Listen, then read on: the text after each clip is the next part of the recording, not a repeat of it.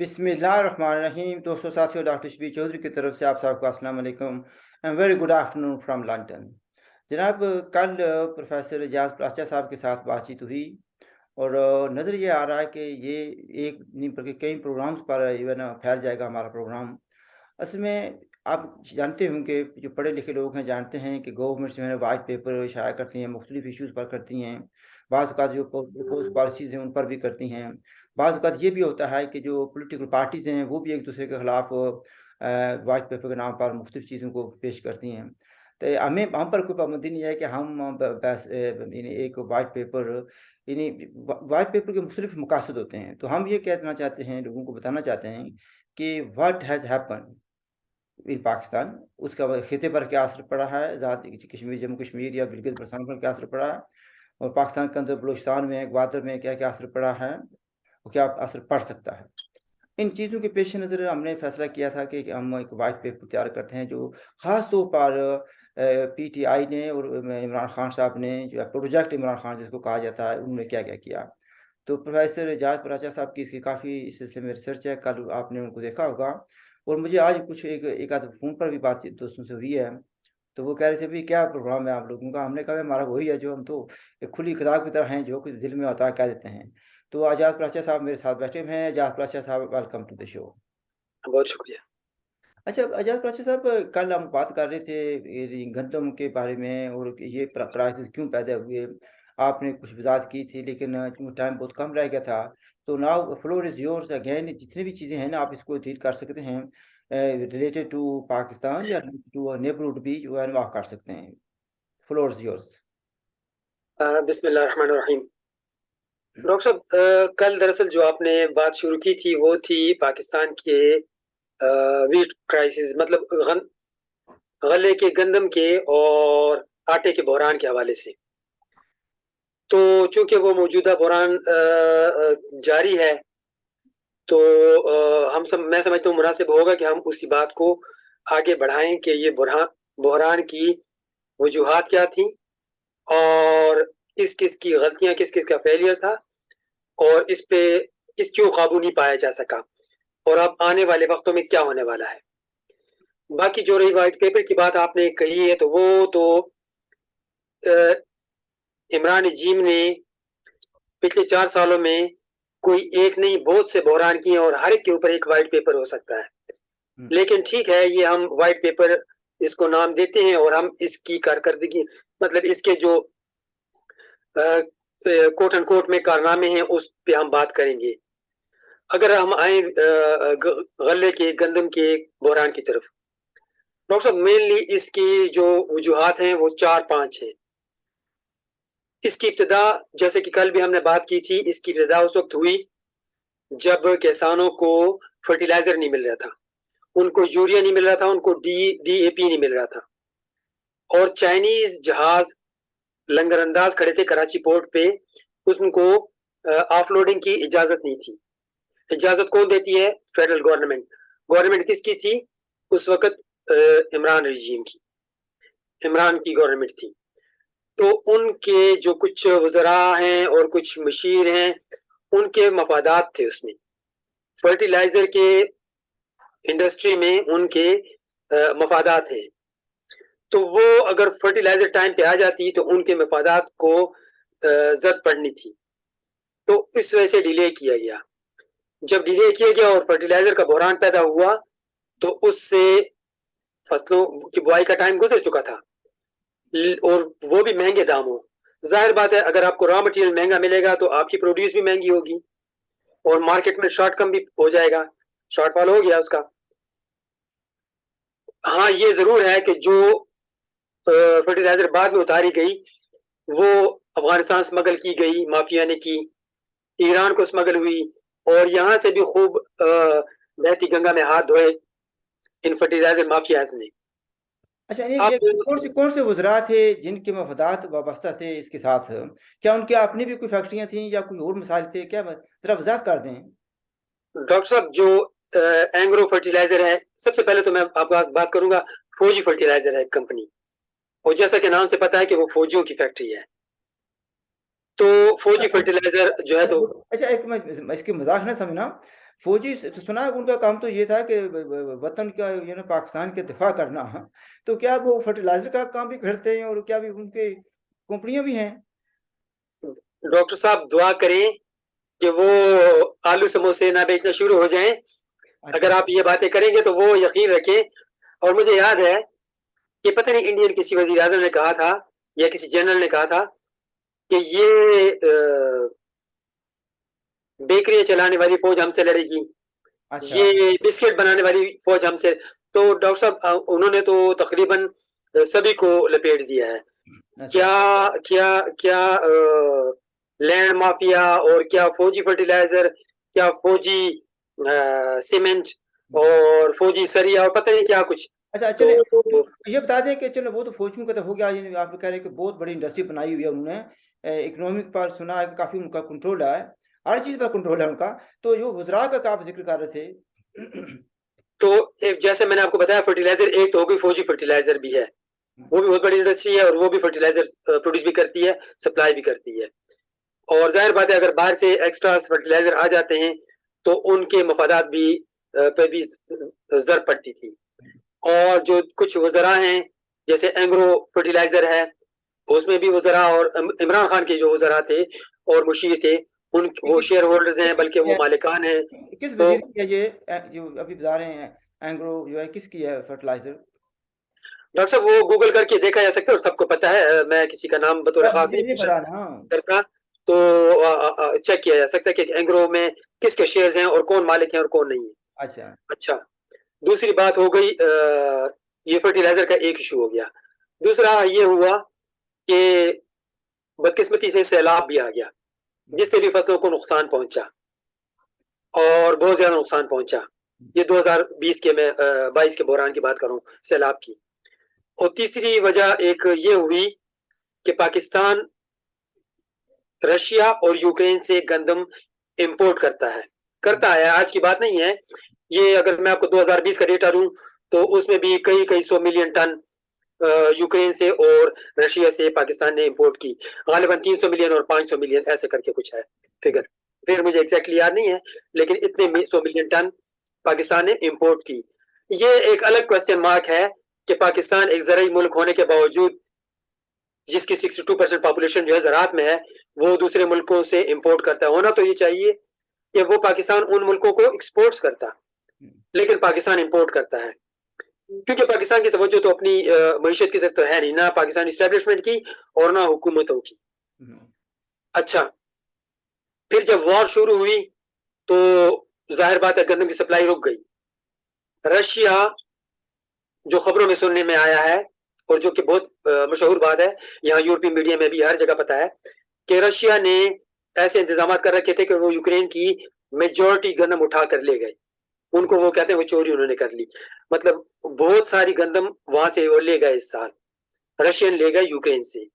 अच्छा अच्छा, अच्छा, इसको पाकिस्तान की तरफ ले आए वापस। असल जिन आप ये बड़ी इंपॉर्टेंट बात आपने कही है कि सैलाब की वजह से जहाँ और नुकसान हुआ है, तो ज़ाहिर है कि गंदम भी उसकी उसको नहीं कर सके होंगे ना, उसकी क्या कहते हैं, वो ही नहीं हो सकी होगी। नहीं तो ज़ाहिर है जी कि जी फ्यूचर जी। में आने वाला, मैं कल जो बात कर रहा था एक दोस्त से जिसकी खासी एक्सपर्टीज है इस फील्ड में, वो कह रहा था मैं कि आता हूँ डॉक्टर साहब, इसी तरफ आ रहा था। देखिए डॉक्टर साहब, यूक्रेन की बात मैंने क्यों की, वो मैंने इसलिए की कि पाकिस्तान जब यूक्रेन और रशिया से इंपोर्ट करता चला आ रहा हम्म, है और पाकिस्तान को पता होना चाहिए, पाकिस्तान की इस्टेब्लिशमेंट को पता होना चाहिए था, बल्कि पता था कि उन्होंने जब इमरान खान को भेजा रशिया एन जंग वाले दिन, तो उनको पता था जंग होनी है। अगर जंग होनी होगी तो हमारे अवाम की गंदम कहाँ से आएगी, तो उनको पहले से इंतजाम कर लेने चाहिए थे। इवन रशिया और यूक्रेन को भी इंतजाम पाकिस्तान के लिए कर लेने चाहिए थे, लेकिन पाकिस्तान की पहली जिम्मेदारी बनती थी कि वो इंतजाम कर रखता इस हंगामी सूरत हाल में, लेकिन उसने नहीं की। इस सिलसिले में मैं आपको इंडिया की मिसाल दूंगा। अब इंडिया के मफादात हैं अफगानिस्तान में, या इंडिया के ताल्लुकात हैं अफगानिस्तान के साथ, उन्होंने अफगानिस्तान का ख्याल रखते हुए जंग के महीने में ही, फरवरी में जंग शुरू हुई और फरवरी के महीने में ही इंडिया ने अफगानिस्तान को 50,000 मैट्रिक टन गंदम मुफ्त दी। मुफ्त दी यानी बगैर free of cost the totally. तो एक आप देखिए एक लिहाज से यहाँ। एक लिहाज से इंडिया ने वहाँ की अफ़गानिस्तान की अवाम का ख़्याल रखते हुए गिफ्ट दिया। बिल्कुल, ऐसा ही है। और उसकी और ये कोई ऐसी सुनी-सुनाई बात नहीं है।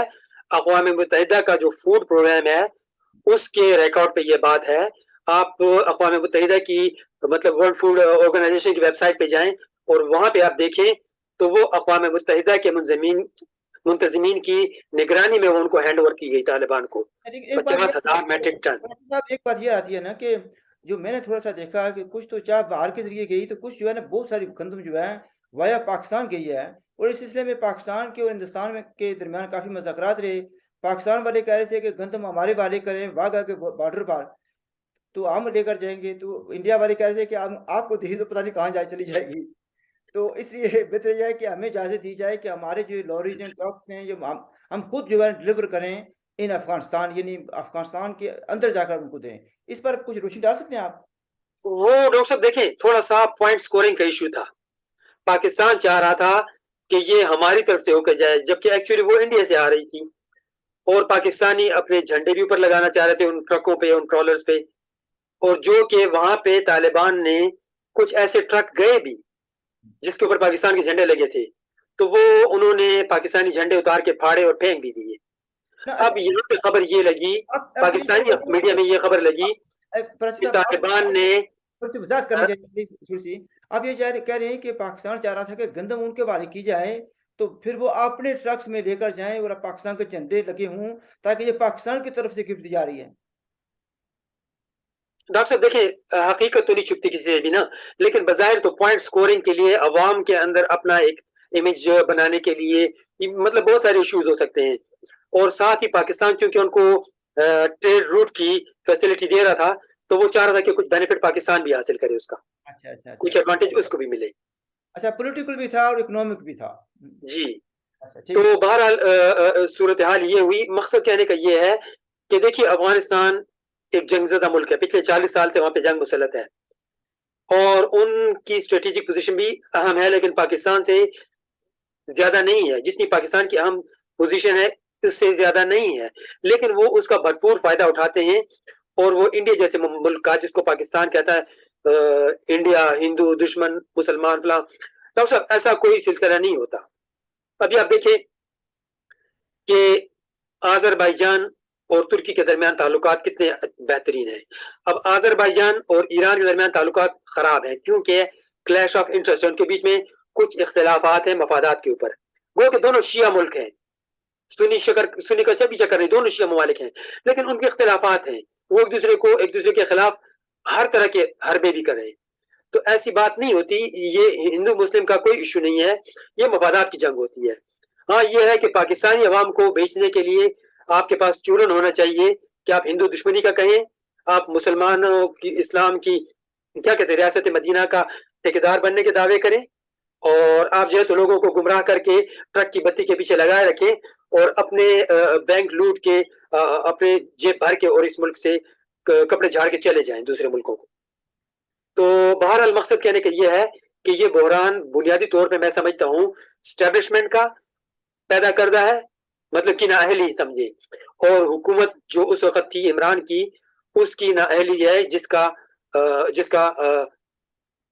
जिसका अभी आप रुख देख रहे हैं कि जो आटे का बहरान है, इसका यही सिलसिला है। इसका इंतज़ाम करना चाहिए था जब ये इमरान खान वहाँ पे गया था और उसने जंग वाले दिन ये कहा था पुतिन से मिलते हुए कि क्या लम्हा है और क्या पता नहीं क्या है, एयरपोर्ट पे उतरते ही। तो हाँ, उसको अपने मुल्क का ख्याल रखना चाहिए था। अगर वो मुल्क वतन होता तो पहले वो सोचता कि अगर ये जंग शुरू होती है तो हमारे मुल्क का क्या बनेगा। लेकिन वो तो खैर यहाँ के अवाम को अंडे, मुर्गियां, कुकड़ियां, पता नहीं क्या कुछ दे के चला गया, कट्टे कट्टे पालो जी। कट्टे पाले और फलां करें फलां करें। तो अच्छा, होना तो ये चाहिए था कि वो पहले एक बात सोचता कि अगर ये जंग शुरू हो गई तो क्या हमारे पर क्या इसके क्या असरात होंगे।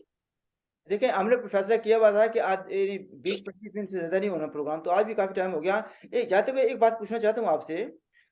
मेरी कल बात हुई है किसी आदमी से, किसी बड़े आदमी से बात हुई है। तो उस आदमी ने कहा कि अगर हिंदुस्तान, यानी उसने कहा भई, इंडिया इंडिया के पास इस वक़्त सरप्लस गंदम जो पड़ी हुई है वो 500,000 मैट्रिक टन है, ठीक है? तो उन्होंने तोहफ़ा दे दिया अफ़गानिस्तान को 50,000 मैट्रिक टन, यस? जो जिसकी जी। तस्दीक आपने की अभी। तो वो कह रहे थे भी अगर पाकिस्तान वाले इजाज़त दें, तो वो गिलगित-बल्तिस्तान और सो कॉल्ड आज़ाद कश्मीर में भी गंदम सप्लाई कर सकते हैं। इस बारे में आप कुछ कहना चाहेंगे कोई इस बारे में? वो कह रहे थे कि 50,000 मेट्रिक टन सप्लाई करनी Gilgit Baltistan and Azad Kashmir is not an issue. Doctor साहब देखिए, इंडिया गंदम के मामले में खुद कफील है। जब वो मतलब ग्रांट के तौर पे दे सकता है अफगानिस्तान को 50,000 मैट्रिक टन, तो इसका मकसद है उसके पास सरप्लस है यकीनन। लेकिन आपको पता है कि पाकिस्तानी एस्टेब्लिशमेंट कभी भी नहीं चाहेगी कि इंडिया का एक इमेज पाकिस्तानी अवाम की नजरों में बने।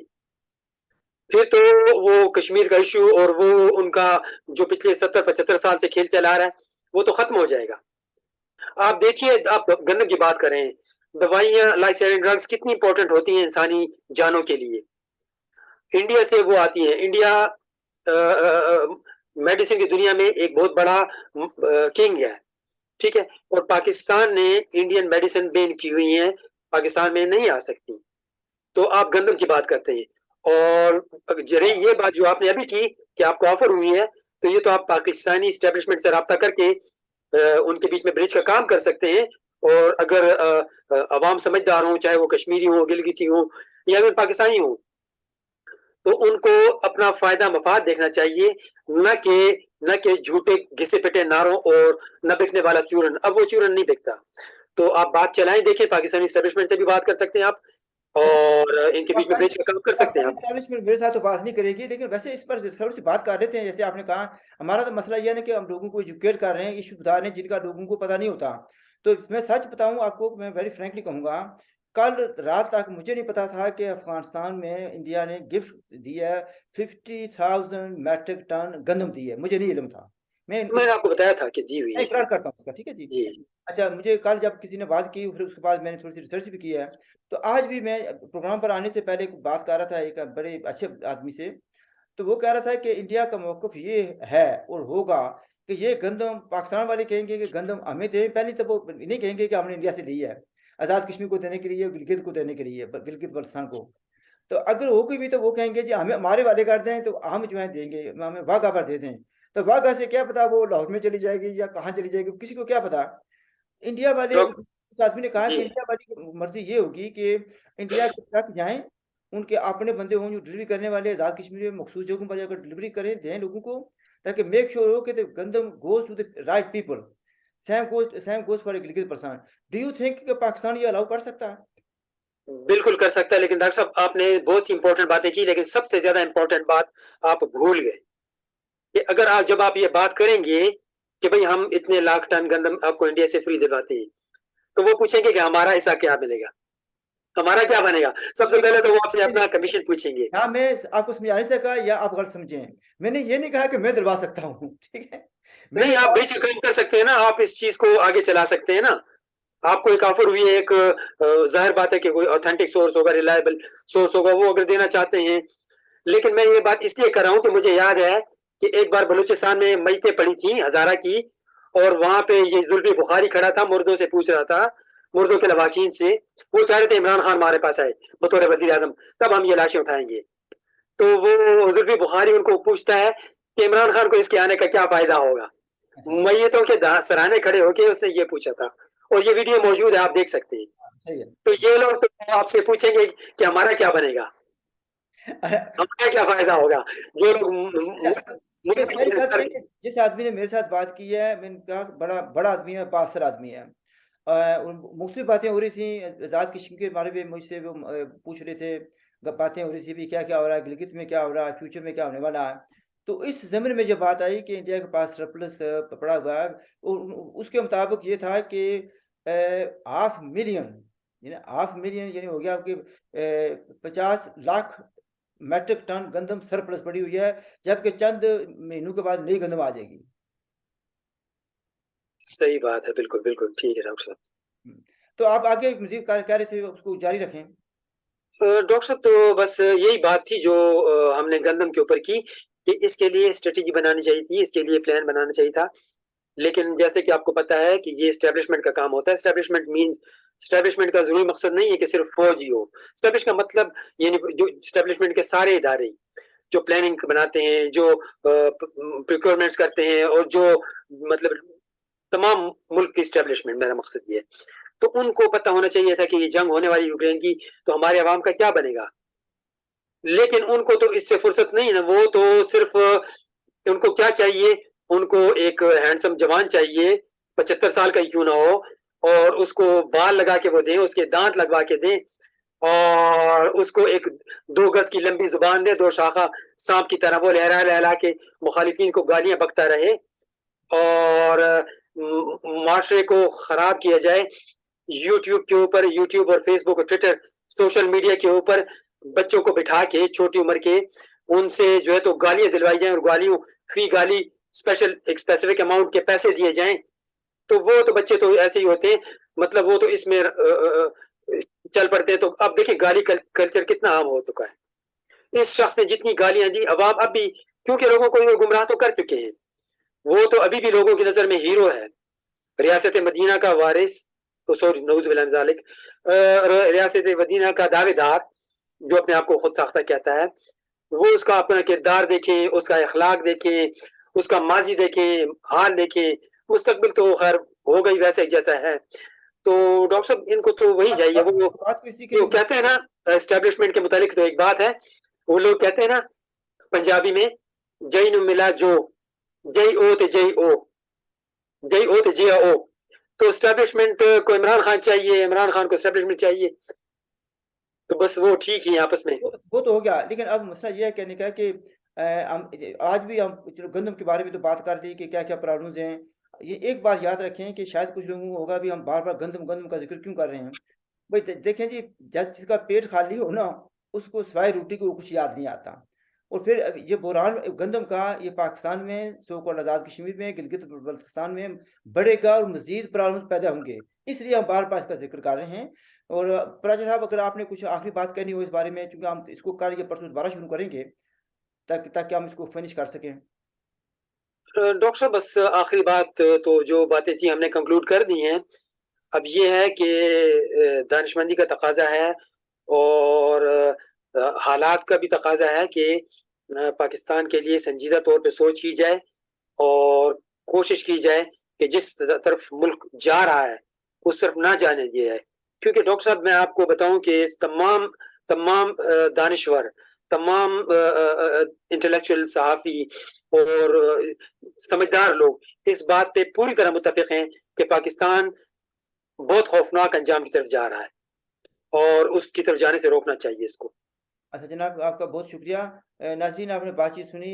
जिस चीज़ का मुझे कंसर्न है, वो ये है कि हमारे जो लोग हैं उनकी सफ़रिंग उसका ख़ात्मा होना चाहिए, ना कि उनकी जो सफ़रिंग है, जो उनकी मुश्किलात हैं, उनमें इज़ाफ़ा हो। इसलिए हम बार-बार ज़िक्र कर रहे हैं कि जो आदमी सफ़रिंग कर रहा है, भूखा है, उसको रोटी के सिवाय कोई चीज़ याद नहीं आती।